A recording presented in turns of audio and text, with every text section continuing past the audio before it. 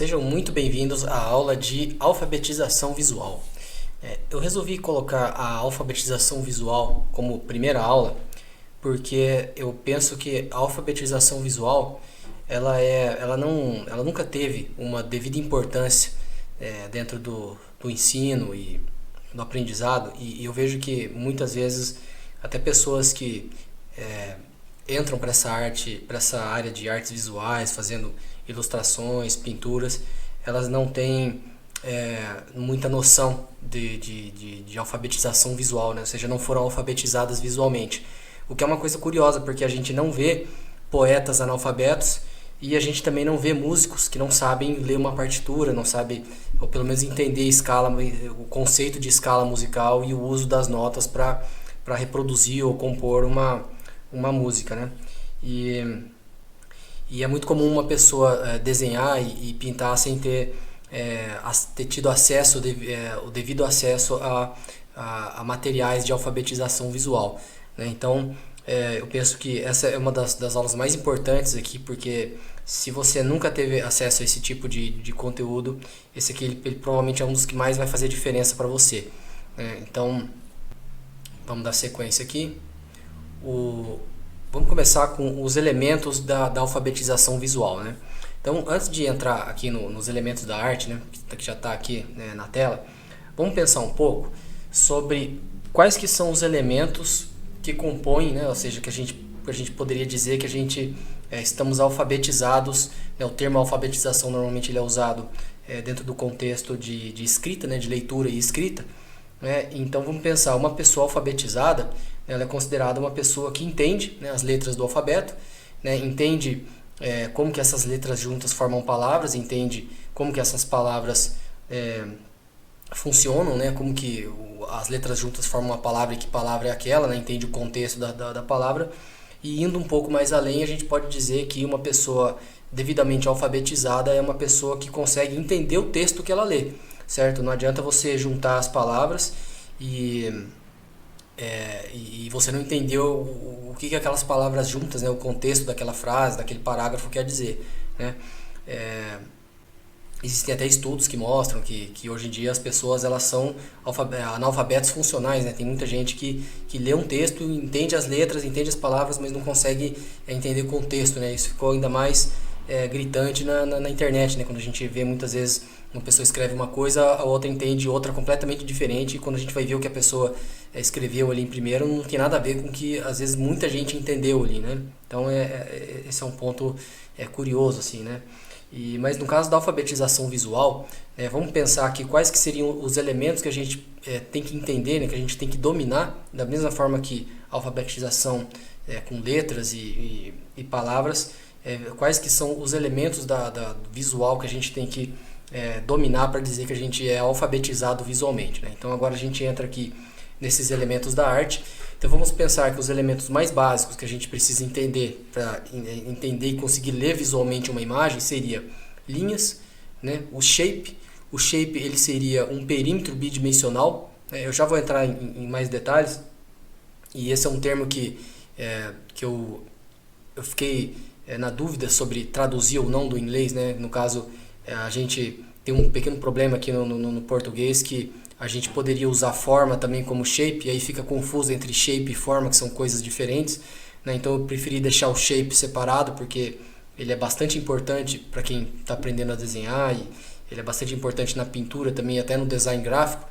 E o outro elemento seria a forma, né? Que seria mais a parte tridimensional. Então o shape ele pode ser um bloco de cor, né? Um bloco, uma pincelada, por exemplo, o contorno de uma pincelada, enquanto forma ele pode ser várias pinceladas, né? Um número grande de pinceladas definindo tridimensionalmente um objeto num plano bidimensional, né? Então essa é a diferença essencial entre shape e forma, né?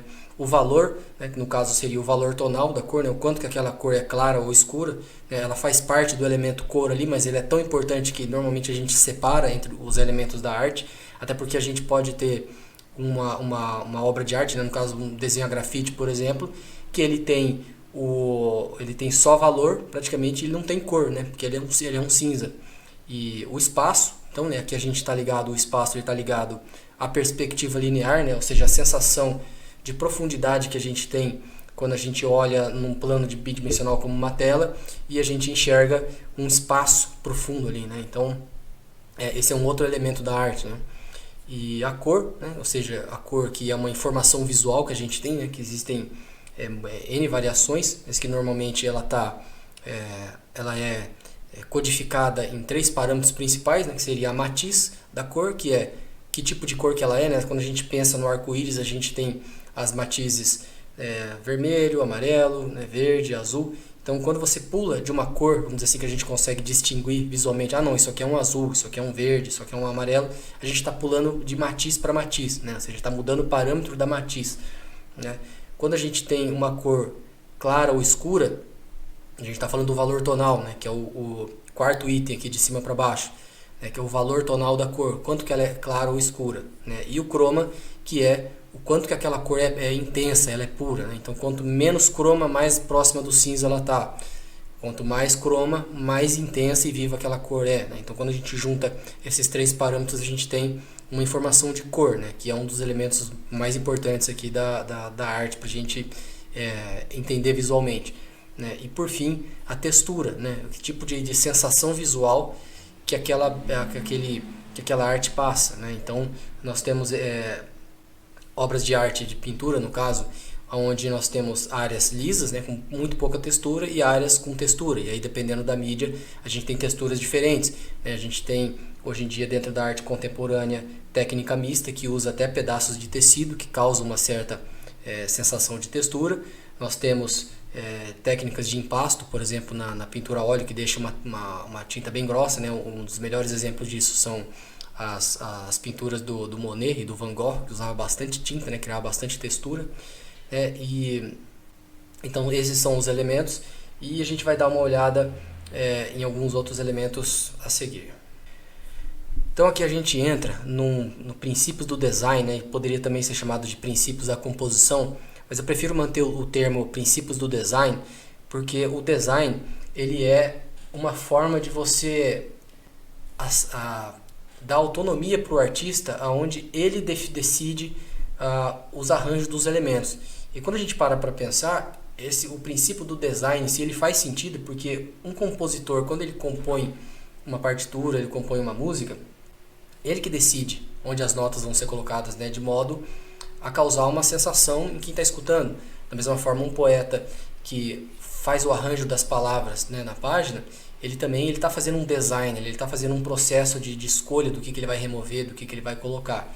Então eu acho que o princípio do design, ele é um termo que se encaixa muito bem nessa parte aqui que a gente vai ver de alfabetização visual. Então os princípios do design, eles são ritmo, né, o equilíbrio, ênfase, né, o contraste, a proporção, a harmonia e a variedade. E o ritmo, ele é a forma como você as linhas, lembra que eu falei do elemento anterior, linha, um dos primeiros, acho que foi o primeiro deixa eu ver aqui, o primeiro dos elementos da arte, a linha, ele determina muitas vezes o ritmo da pintura. A gente já vai ver alguns exemplos, esses princípios do design eles vão ficando, né, um pouco mais claros. Mas a gente tem formas de fazer com que a obra fique mais fluida ou fique mais truncada, né? Depende da forma como você posiciona os elementos, as linhas, elas podem fazer os olhos do espectador fazer um caminho mais sinuoso, um caminho mais reto, mais duro, né? Isso tudo se encaixa dentro do princípio do design que a gente chama de ritmo. O outro princípio, que seria aqui o equilíbrio, ele é a forma como você organiza os elementos de modo a ter um equilíbrio simétrico, por exemplo, onde você tem pesos iguais em partes da composição, ou você tem pesos desiguais, ou seja, uma composição assimétrica, onde você tem um elemento ali, ou conjunto de elementos com maior peso de um lado e menor peso do outro. A ênfase, ela é a parte do princípio do design, né, do elemento do design, onde você dá uma importância maior para um elemento usando algum outro parâmetro disponível, né? Algum outro recurso visual disponível. Então, se você tem uma cena, por exemplo, onde uma pessoa está usando uma cena, ela é basicamente quase em tons de cinza, né, monocromático, e você tem uma pessoa com um vestido vermelho, né, aquele vestido vermelho ele é uma ênfase através da cor, né, ele pode ser também uma soma de outros, né, ele pode estar num ponto privilegiado da imagem, ele pode ter um vermelho que chama mais atenção, ele pode ter as linhas direcionando para aquele ponto, e a ênfase normalmente ela é trabalhada em vários elementos juntos, né? Não é necessariamente uma coisa isolada. A proporção também, né, é um princípio do design, né? Como você organiza os elementos de modo que eles tenham uma relação entre si, né? Isso entra também um pouco na parte espacial, porque se você tem uma cena, uma paisagem, e aonde você tem elementos humanos, ali, figuras humanas ali, né? Se a proporção ela não estiver correta, você não consegue representar, não consegue passar uma verossimilhança, um realismo ali naquela cena, né? Fica difícil de entender a perspectiva ali, o que está próximo, o que não está, a relação de tamanho de uma árvore com uma pessoa, né? Se essa proporção ela não estiver bem colocada, a gente não consegue, a gente tem dificuldade de entender tudo que falha aqui no princípio do design, que ele não é usado de forma pensada e de modo que faça sentido. A mesma coisa quando a gente pensa numa composição musical, quando a gente tem um compositor que usa as notas de qualquer jeito, sem pensando no ritmo, sem pensando na cadência, na estrutura da escala tonal e tudo, a gente tem, na verdade, uma sequência de barulhos. E da mesma forma, se a gente não usa os princípios do design ao nosso favor, a gente tem basicamente uma bagunça visual, né? Claro que muito do que se produziu em arte moderna pode ser considerado uma bagunça visual, né? Dependendo do momento histórico em que você olha. Por exemplo, uma obra do Pollock, ela pode ser considerada uma bagunça visual. É lógico que ela tem o seu valor dentro, né, do momento histórico que ela foi produzida, mas ela pode ser usada como um exemplo de contra-arte, né, de rejeição dos princípios do design, por exemplo. Então, o próximo aqui é a harmonia, né, ou seja, a harmonia entre os elementos. Então, são muitos elementos aqui que a gente pode usar como exemplos, mas tem a harmonia cromática, né, a parte da ênfase. Quando ela tem uma ênfase bem direcionada, ele fica harmonioso também, né? O equilíbrio, né? Tudo entra, muitos elementos eles podem ser colocados aqui dentro da harmonia do design, né? Escolha de texturas, de linhas, colocação de objetos, proporção. E um outro princípio do design é a variedade, né? Que a variedade, normalmente a gente se refere a elementos que são parecidos dentro da imagem, né, que fazem sentido dentro de um contexto, né, dentro da harmonia, dentro do equilíbrio, da ênfase, mas ao mesmo tempo você coloca variedade dentro dele para que ele fique visualmente mais interessante, né, ele fique visualmente mais estimulante. Então, um exemplo bem rápido que eu posso dar, por exemplo, se você tem uma paisagem com várias árvores e todas as árvores elas são iguais, ela fica monótona, ela fica esquisita, não fica uma coisa interessante. Mas quando você tem árvores diferentes, às vezes até com variação nos tons de verde, você às vezes ele é um pouquinho mais amarelado, o outro é um pouquinho mais frio, você tem variedade no formato, né, no shape das árvores, dos troncos e tudo, ele começa a ficar visualmente mais interessante, né? Então esses são os princípios do design.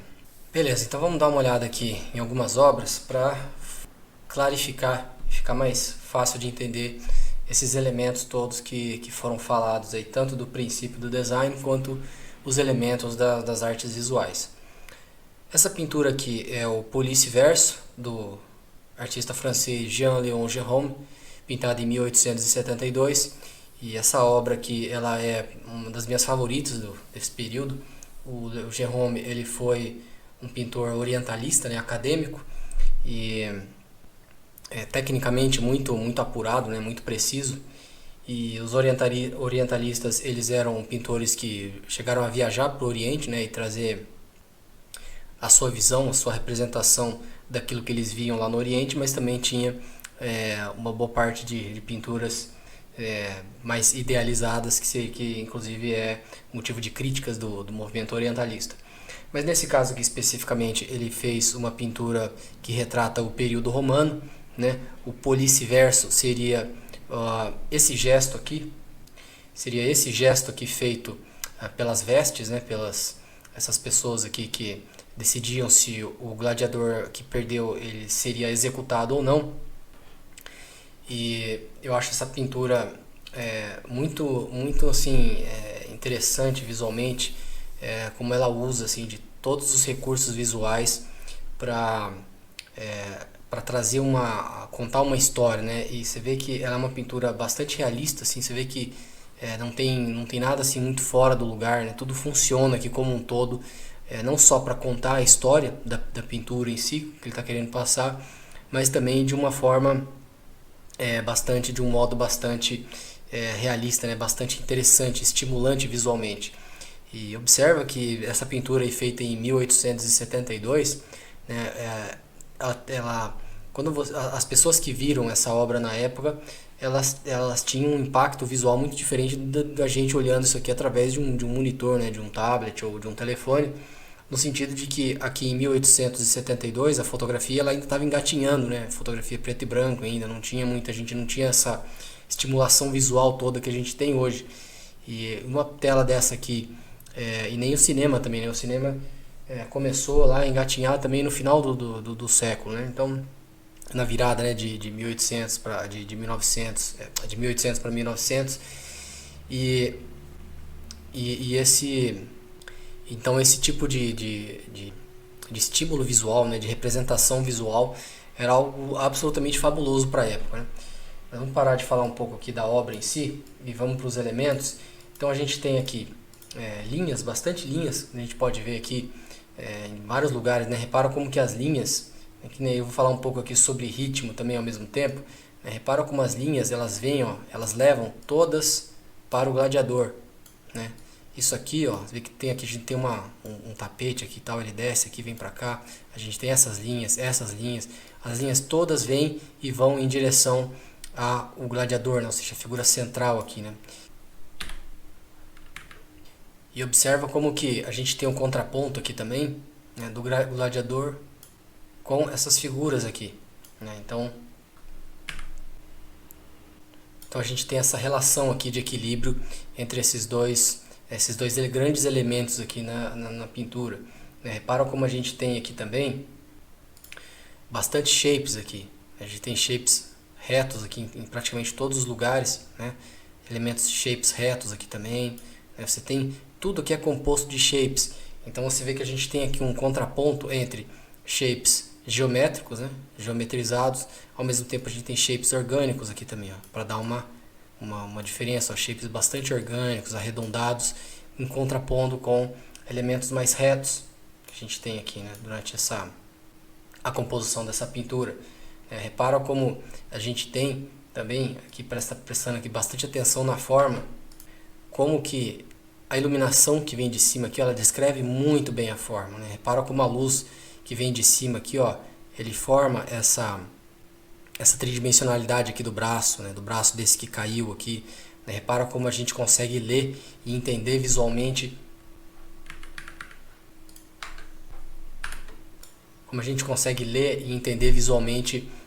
muito fácil aqui, porque a forma ela está descrita de um modo bastante claro aqui, né? Apesar que a luz aqui, a iluminação ela é difusa, o que acaba dependendo, dificultando para o artista retratar, mas o Gérôme ele é um craque e ele conseguiu com bastante proeza aqui, destreza, conseguir reproduzir essa cena, e a gente consegue entender com muita clareza.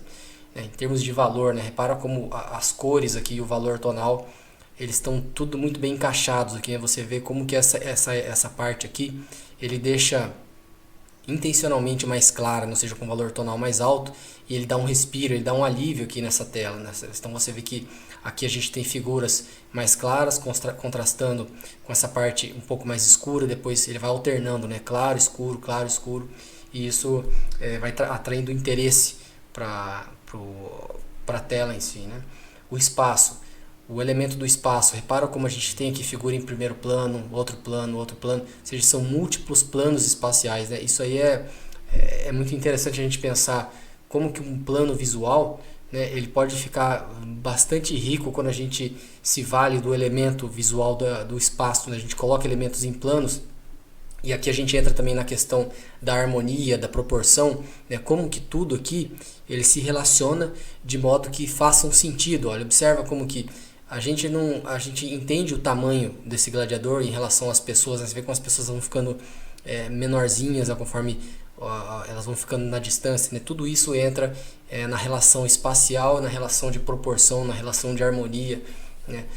Observa aqui também como que a textura, existem texturas de variados tipos aqui, você tem a textura do chão, né? Você vê o pisoteado aqui na areia, você vê que a textura do mármore, a textura do tapete, você vê texturas em vários lugares, né, dos ornamentos, né? Você sente esse ornamento rugoso aqui nessa entrada aqui, você vê nesse batente aqui também, né? Você vê textura aqui no braço do gladiador, né? Nessas escamas aqui, né? Nessa malha de aço, né? Você vê, sente a textura em tudo, né? A cor também, olha, repara como você não tem nenhuma cor aqui que foge muito, por exemplo, você não tem uma cor que não parece que faz parte aqui, você não tem um verde muito gritante aqui, né? Os verdes eles estão todos meio, vamos dizer assim, meio apagados com essa cor quente que permeia a tela como um todo aqui, né?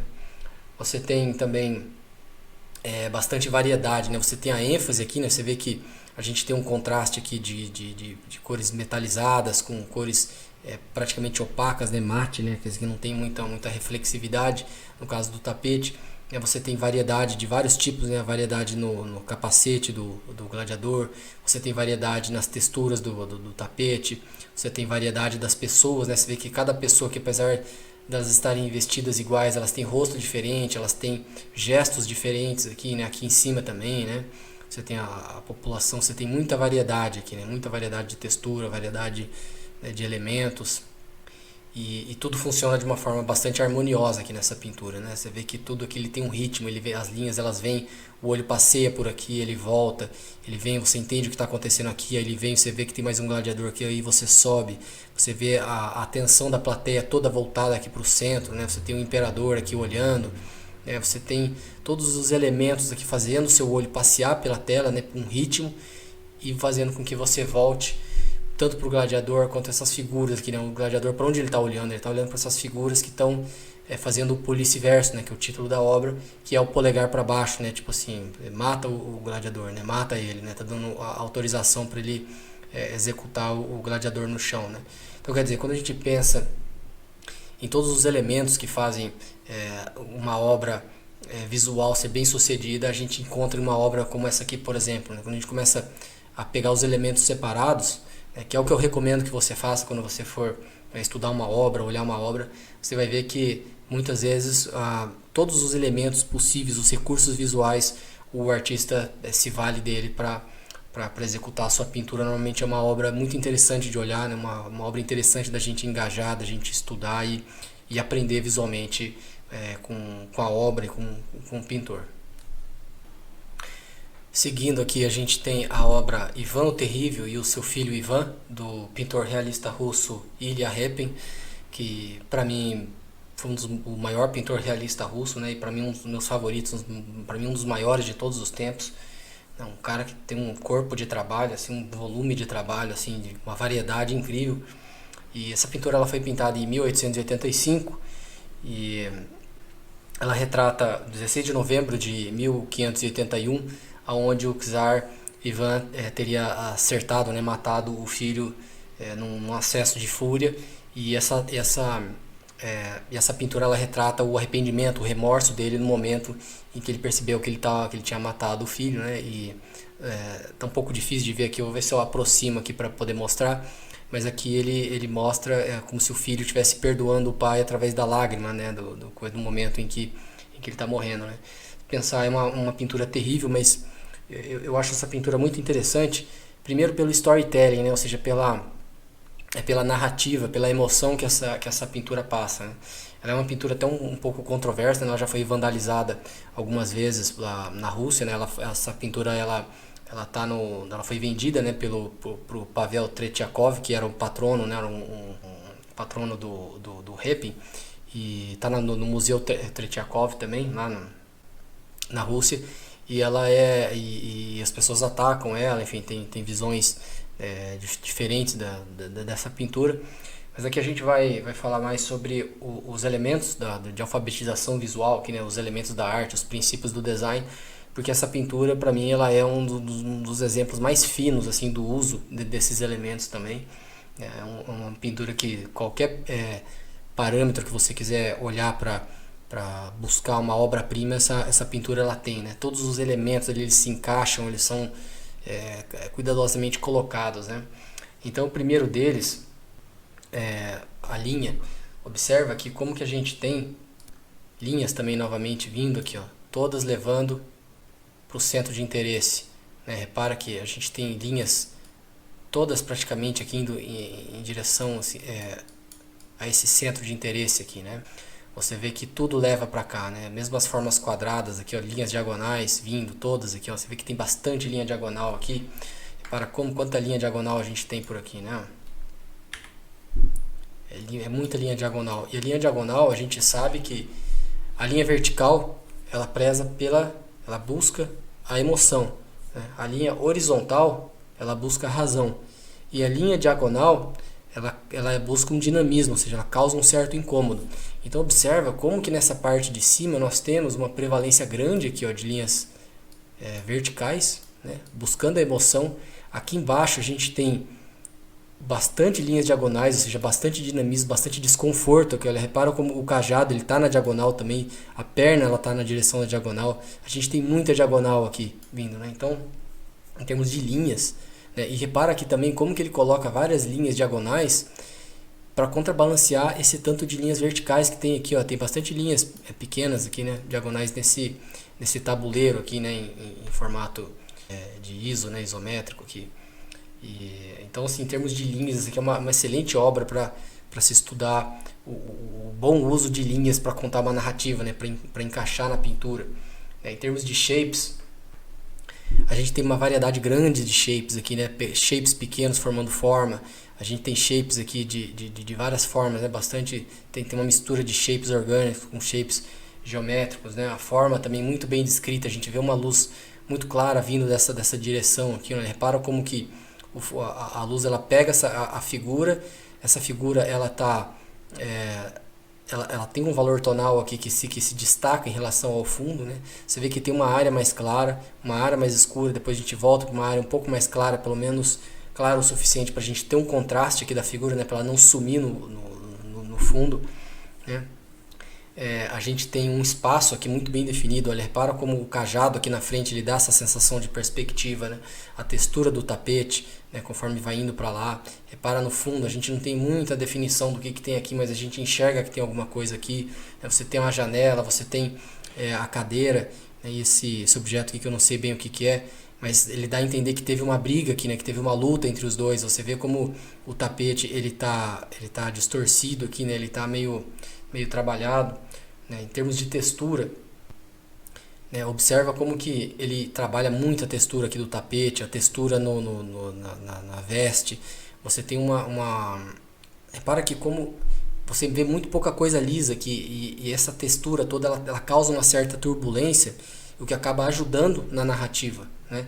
Você vê que a cor aqui, você não tem nenhuma cor alegre, é basicamente preto e vermelho que a gente tem aqui, né? Ou seja, é sangue com escuridão, né? Você vê que o mínimo que ele coloca de azul aqui, por exemplo, na bota, né, do Ivan, né, o que foi atacado, você vê que é só para não ficar uma coisa muito monocromática, que você vê que aqui a gente tem um cinza aqui um pouco mais escuro para contrabalancear, para não ficar muito incômodo esse tanto de vermelho, mas observa como que ele repara o vermelho mais gritante aqui no sangue, né? Ou seja, o ponto focal aqui, é aqui que tem a área de interesse da pintura.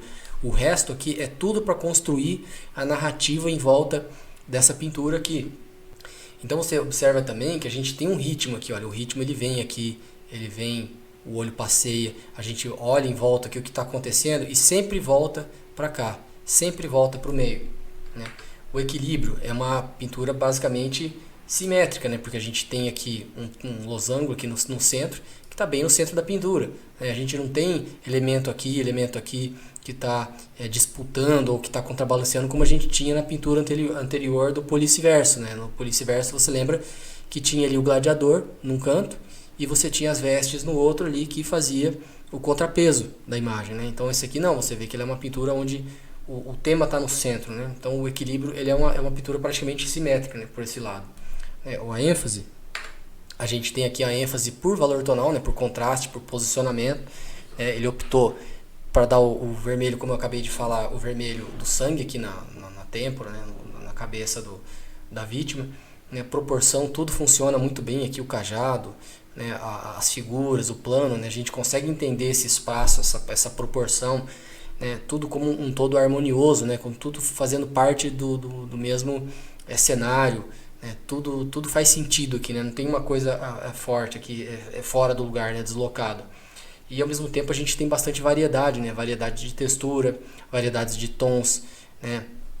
Você vê que a textura da roupa do pai é diferente do filho.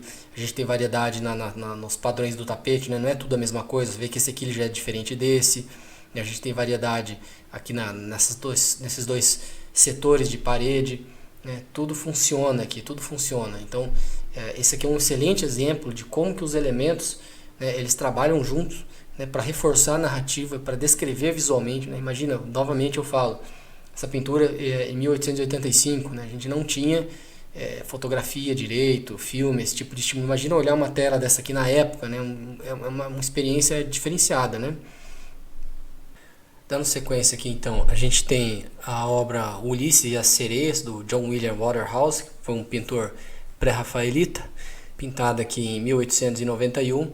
E essa pintura aqui, ela retrata uma cena da Odisseia de Homero, onde o Ulisses ele pediu para ser amarrado no mastro do navio, enquanto que os funcionários aqui, né, enquanto que os outros tripulantes do barco, eles tampavam as orelhas, né, com cera e tudo. Então ele pediu para ser amarrado, né, e para poder escutar o canto das sereias sem poder, vamos dizer assim, ser levado por elas, né.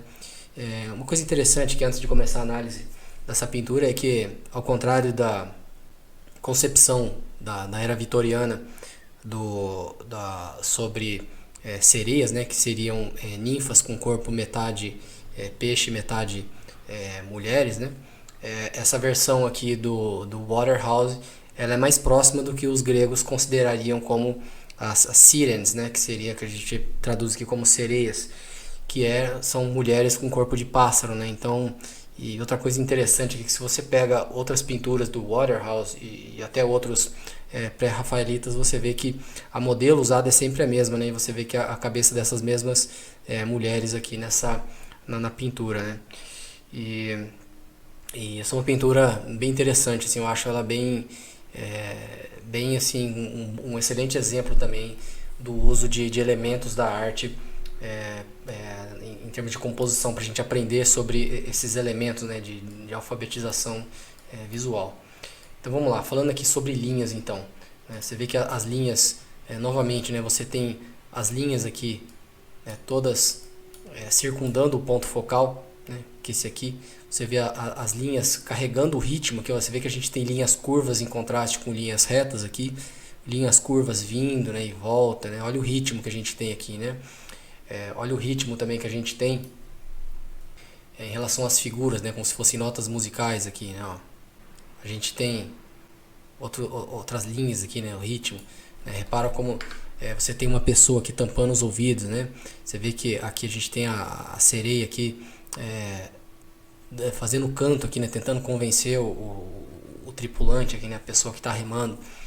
Você tem diversos shapes aqui, né, de cor, shapes do mastro. Você tem, olha que interessante esse shape aqui também, olha, repara como tem bastante linhas diagonais aqui, né,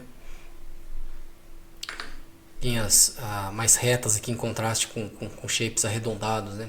Repara como que isso traz harmonia e variedade também para a pintura como um todo, né, para a composição como um todo, né. Você tem formas mais orgânicas, você tem formas inorgânicas, formas mais retas, formas arredondadas, né. É bastante interessante também a descrição da forma, né. Repara como também a gente aqui está lidando com uma cor bastante difusa, mas ao mesmo tempo nós não temos dúvidas acerca do que está acontecendo aqui, né, da forma, a forma do navio, a forma das velas, né, tudo que está em volta aqui. A cor observa aqui também como característica de obras que visam descrever as coisas de forma mais realista. Observa como que a gente não tem cores muito saturadas aqui, né? Você não tem um vermelho muito vivo. E se a gente puxar e lembrar a obra do Repin, onde também nós não tínhamos cores muito fortes, né? Mas onde ele optou por colocar o sangue da têmpora do Ivan, né? O filho do Ivan, você vê como que ele escolheu para dar ênfase naquela região ali, né, colocando uma cor mais forte, ou seja, ênfase por cor. E aqui a gente não tem nenhum tipo de ênfase por cor dessa natureza, né? Você não tem uma cor que é muito rica, muito saturada no ponto focal, né? A gente não tem esse tipo de coisa. Mas o espaço, quando a gente olha aqui, olha, repara como a gente consegue perceber, né, apesar dessa imagem ser bidimensional, a gente consegue perceber a tridimensionalidade muito bem definida aqui, né? Você observa que essa pá ela tá na frente, você percebe essa criatura aqui também, você percebe que esse cara aqui ele tá na frente desse, né, na relação plano espacial. Você vê que essas figuras elas estão cercando, elas estão praticamente no mesmo plano aqui. Você percebe essa parte aqui do fundo, a água aqui indo nessa direção, né? Se você olhar bem, você vê a espuma das ondas aqui, né? Você vê essa costa aqui um pouco mais afastada, né? O plano mais longe que a gente tem aqui, né? Antes do céu. Então tudo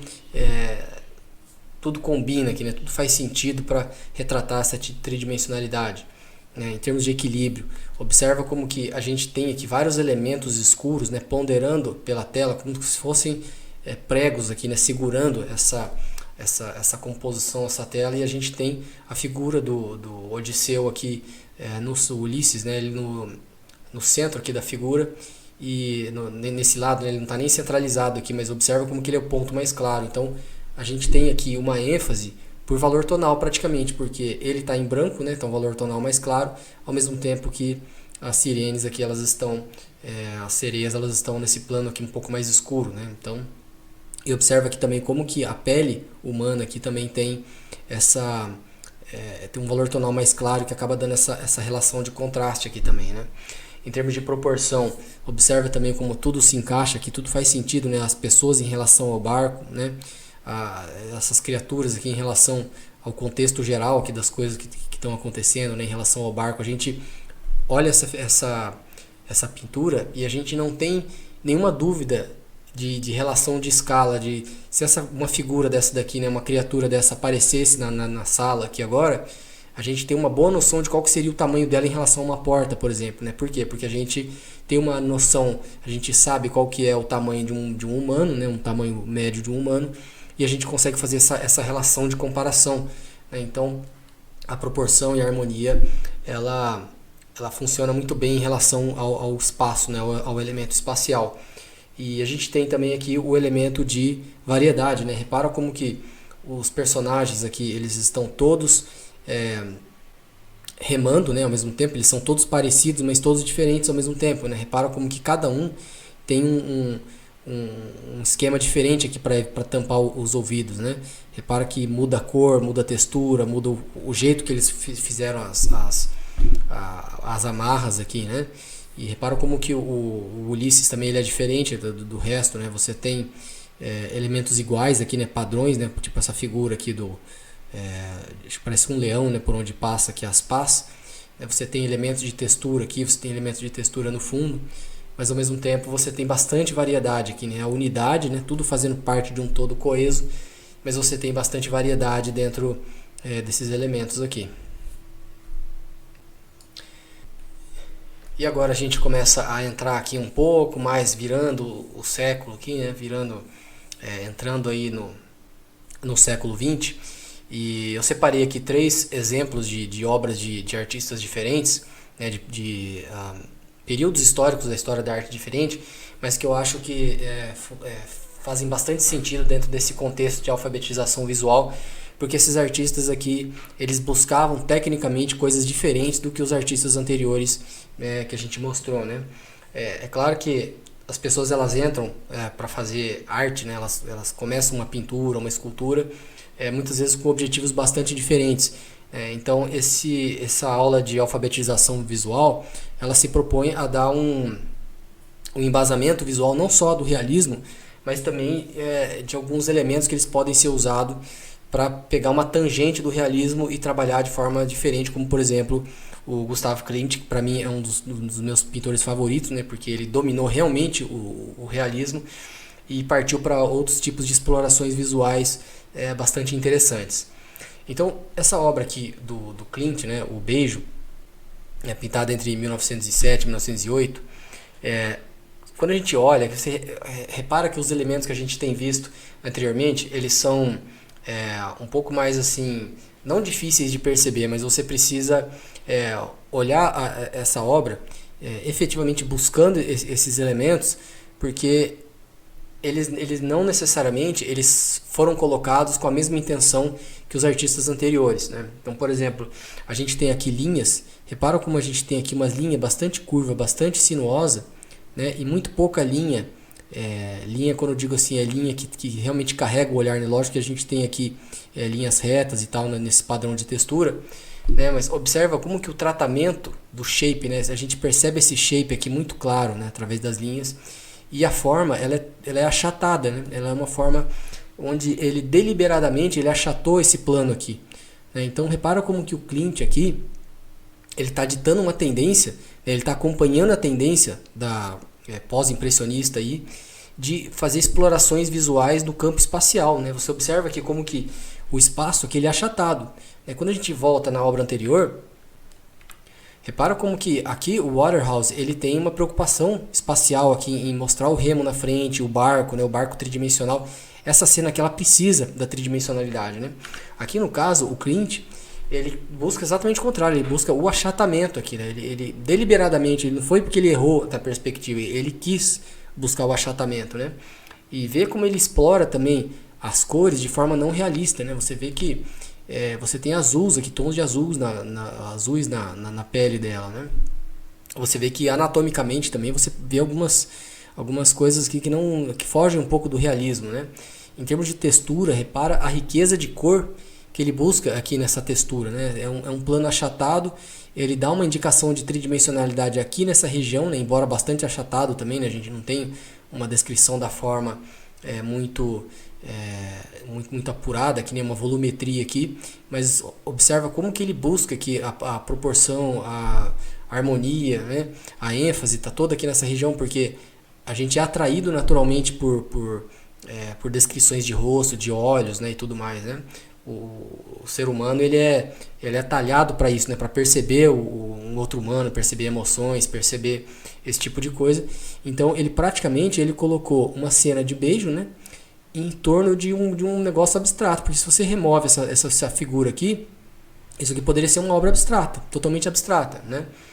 E então visualmente, olha, repara como o Klimt ele está buscando coisas diferentes, né? Rompimento de plano e espaço, né? E funciona, né? Funciona.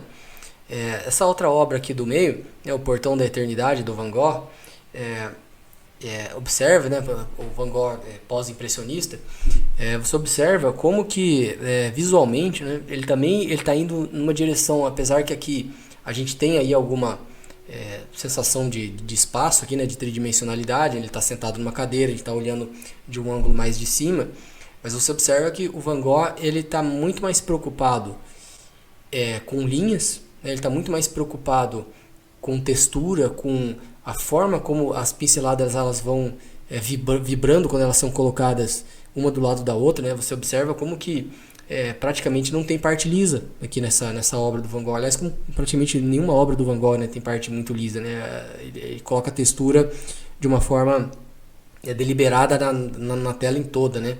Linhas tortas, linhas sinuosas, né? O Van Gogh ele não gostava muito de linhas retas, de racionalidade.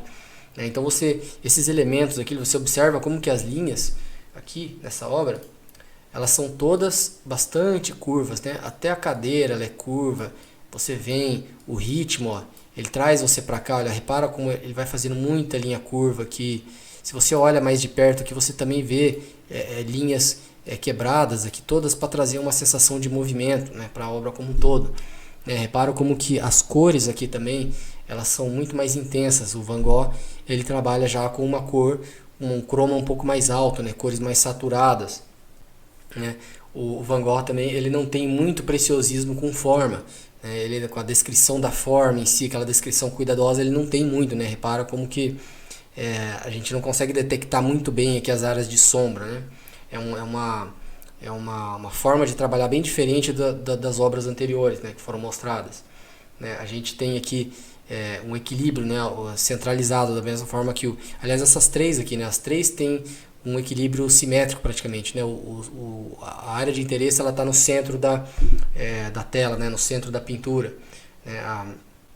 A preocupação com a proporção, né? Ela vai diminuindo conforme a gente vai entrando no período, né, de arte moderna, né? Então, mas ao mesmo tempo alguns princípios do design, princípios dos elementos da arte, eles estão sempre presentes, né? Por mais que a intenção do autor, né, do pintor, não seja retratar o realismo, ele tem como interesse usar os elementos para explorar visualmente esses campos, né? No caso do cubismo, que a gente já vai ver ali na sequência, né? Pós-impressionismo, expressionismo, esses movimentos todos que eu vou entrar em mais detalhes no curso de História da Arte. Mas aqui a gente tem A Hora do Chá, aqui do Metzinger. E repara aqui como que a gente tem também, né, uma quebra praticamente total aqui da relação do espaço, não só de forma, né, porque essa pessoa que a gente reconhece como pessoa pelo alinhamento aqui dos olhos, nariz e boca e tudo, mas você observa como que essa obra cubista ela busca desconstruir, né, causar um certo desconforto visual pela nossa percepção que a gente tem da forma, do modo como a gente percebe a realidade, né? Então, observa que, por exemplo, se essa fosse uma pessoa real, vamos dizer assim, né, retratada de forma realista, a gente não teria essas facetas todas aqui, né? A gente teria não teria essa curvatura aqui na testa que faz esse vão aqui, né? Esse afundamento que a gente tem aqui, né? Então, você observa como que aqui acontece uma exploração. Olha, repara essa xícara aqui também, ó, ela está em plano diferente, é como se ela tivesse olhada de frente e aqui já está olhada um pouco mais de cima. Olha, repara como faz um corte no meio. Então, essa duplicidade, né, onde a gente vê perspectivas diferentes, tudo no mesmo plano, né, é uma característica bastante marcante do cubismo, né? E quando a gente olha por esse prisma, buscando os elementos da alfabetização visual, né, como que esse tipo de elemento ele é corrompido, não no mau sentido, né, ele é corrompido no sentido de buscar uma estética diferente. A gente vê aqui, ó, todos os elementos, ó, linhas, a gente vê bastante linhas, né, a gente vê shapes, né, principalmente aqui, ó, isso aqui é um shape da xícara, um shape meio que achatado aqui, né? A forma aqui é uma forma que busca um desconforto visual, né, que busca desafiar o que a gente entende como realidade, né? Você vê o espaço aqui totalmente desconstruído e desafiante, né? Você não entende muito bem qual que é a relação dessa figura com o fundo, a relação com o chá, né? Essa obra aqui você ainda consegue perceber que o chá está na frente dessa figura, mas algumas outras obras cubistas você não consegue perceber o que está na frente, o que está no fundo, né? Existe esse desafio constante da relação de fundo e objeto, né? Então você tem cor aqui, ó, ele trabalha aqui cores complementares, né? Misturado com esse tom de pele caucasiana, então você tem aqui complementares, né? Você tem um pouco de azul, né? Você vê que o ritmo aqui, ó, o equilíbrio central, né? Você vê a proporção aqui sendo quebrada, desafiada, né? Não é uma proporção realista que a gente tem aqui, né? E ele busca esse tipo de harmonia, né? Trazendo essa variedade aqui de facetas, né? Da forma como a luz ela se comporta, né? Você observa aqui na parte da forma como que a gente entende que a luz está vindo desse lado. Por quê? Porque essa parte está pegando aqui e aqui ele está fazendo uma sombra. Então, o nosso cérebro, de relance, né, mesmo que você não busque esse tipo de interpretação, o que acontece é que a gente entende que onde está batendo luz, onde está mais claro, é onde a luz está batendo, e onde está escuro é onde a luz está se afastando, né? O plano está se afastando da luz. E aqui a gente consegue, você vê que cuidadosamente foi colocado aqui essa parte da luz aqui para dar essa sensação de que a luz está vindo aqui nessa região. E quando a gente vê que realmente essas partes aqui, elas estão concordando entre si por onde que a luz está vindo, e ao mesmo tempo você vê um quadrado desse aqui, onde começa uma parte escura aqui, é como se tivesse uma talha aqui, algo que foi cavado ali. Então, ao mesmo tempo que o pintor, né, o Metzinger, ele está dando dicas para a gente do que a gente está enxergando em termos de forma, né? Ele está dando pedaços de um quebra-cabeça para a gente montar no nosso cérebro, ele está dando peças para confundir a gente. E esse pedaço aqui é uma peça para confundir, né? Então, quando a gente é alfabetizado visualmente, a gente consegue enxergar esses elementos, né? O ato de observar uma tela, de visitar um museu, ele se torna mais rico, porque a gente entende o que o pintor tá passando, a gente entende os elementos, a gente começa a procurar esses elementos e começa a entender, né, o contexto, o que significa. Porque uma pessoa que não sabe ler visualmente, ela pode olhar uma tela e falar, ah, ok, legal, e passa para o próximo. A pessoa que é alfabetizada, ela entende todos esses elementos, como que esses elementos estão trabalhando e como que o pintor ele organizou esses elementos de modo a dialogar com a gente, né? E isso é muito mais importante ainda para quem se propõe a criar uma obra visual, porque se você é um poeta que você não sabe, não tem um repertório de palavras, né, a sua poesia vai ficar pobre, né? E a mesma coisa um artista que não conhece esses elementos, não estuda esses elementos, não olha esses elementos em obras de artistas até de períodos diferentes. Eu, por exemplo, eu não sou muito fã de arte moderna, mas eu reconheço o valor dessa exploração visual, né, que foi feito a partir aí do impressionismo e tudo mais, né?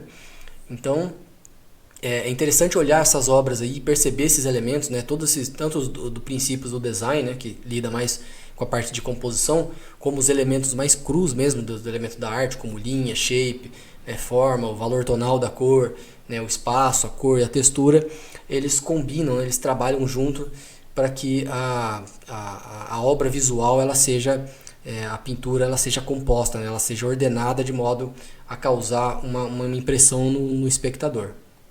Dando sequência, então, a gente tem aqui duas obras bastante distintas, né? Uma pintura a óleo e uma pintura e um design de pôster, né? Feito pelo René Grau, né? Todos aí do século passado. E, nossa, me sinto um pouco velho quando falo século passado, porque eu nasci no século passado.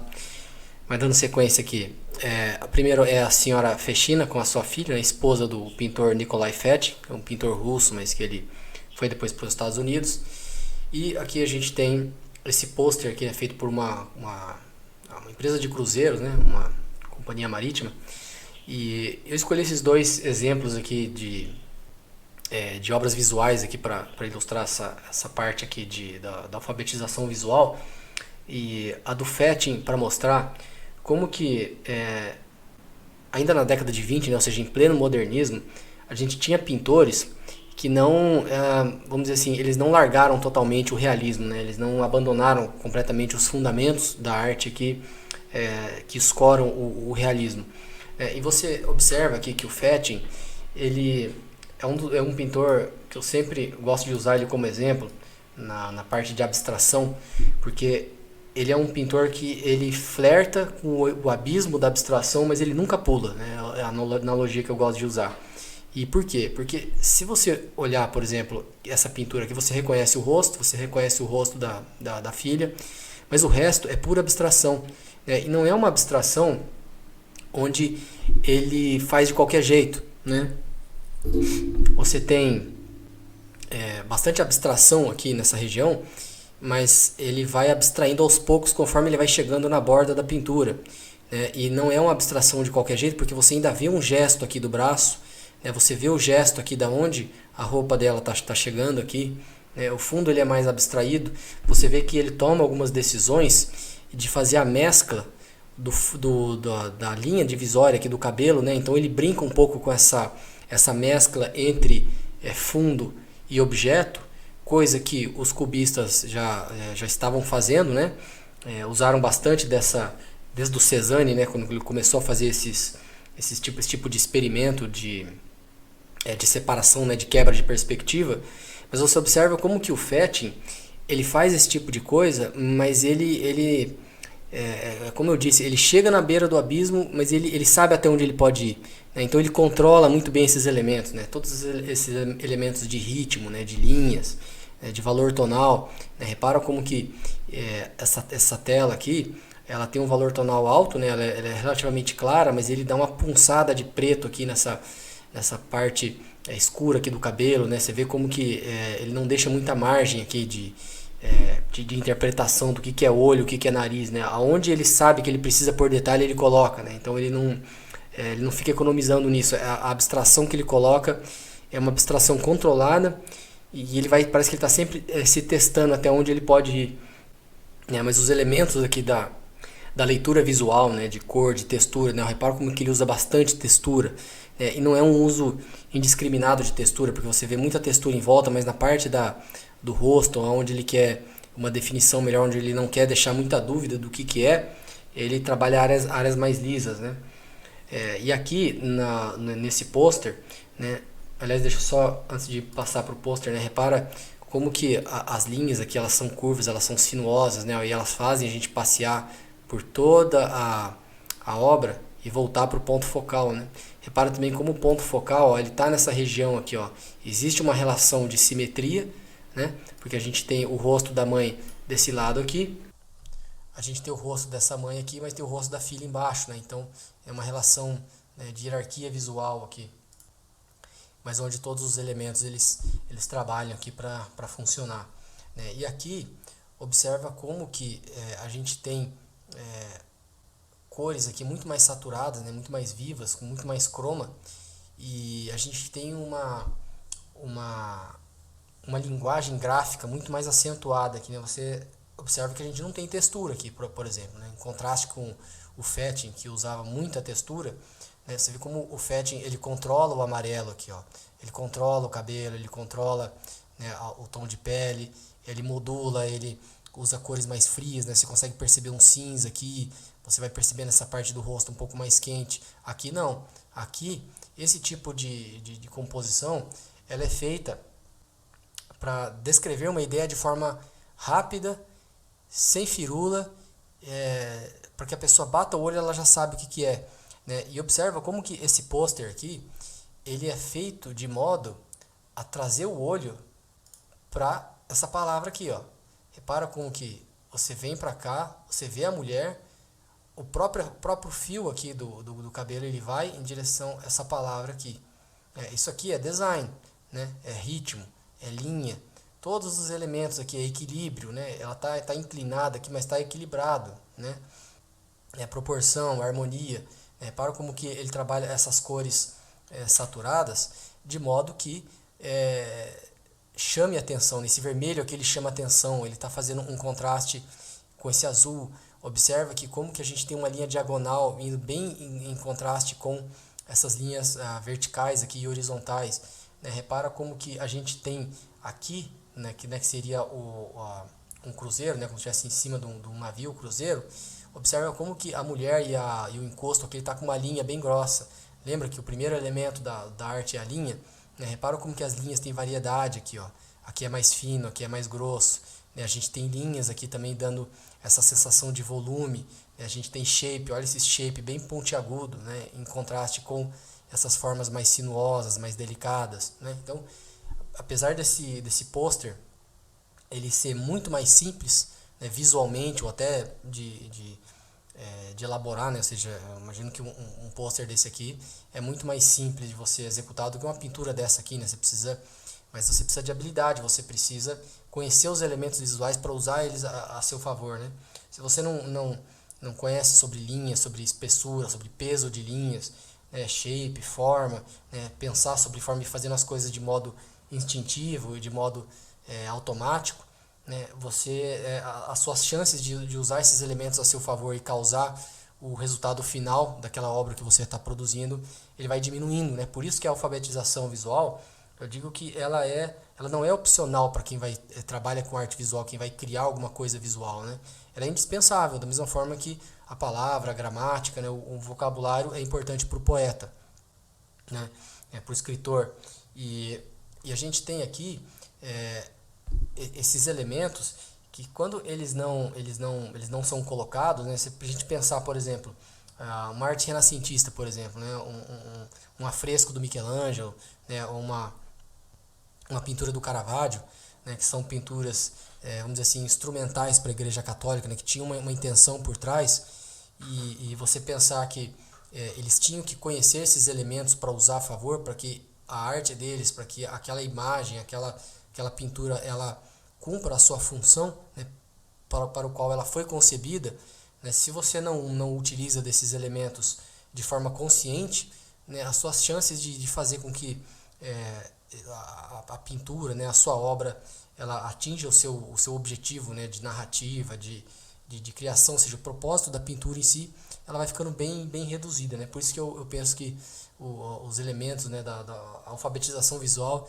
ela é muito importante pro artista visual que pretende viver disso, né? Ou até produzir uma obra para si próprio, né? Bom, chegamos então ao fim da aula sobre alfabetização visual. Chegamos ao fim então da aula sobre alfabetização visual. Espero que essa aula tenha te ajudado e aberto alguns horizontes aí para degustar, vamos dizer assim, obras visuais tanto do passado, né, que estão em museus e a gente pode ver online também, como obras que estão sendo produzidas contemporâneas, né, no nosso tempo. E que essa aula te ajude a produzir obras melhores, né, enxergar e usar esses elementos visuais de forma, tanto dos elementos da arte quanto os princípios do design de forma mais consciente. Obrigado por ter visto a aula até o final e até a próxima.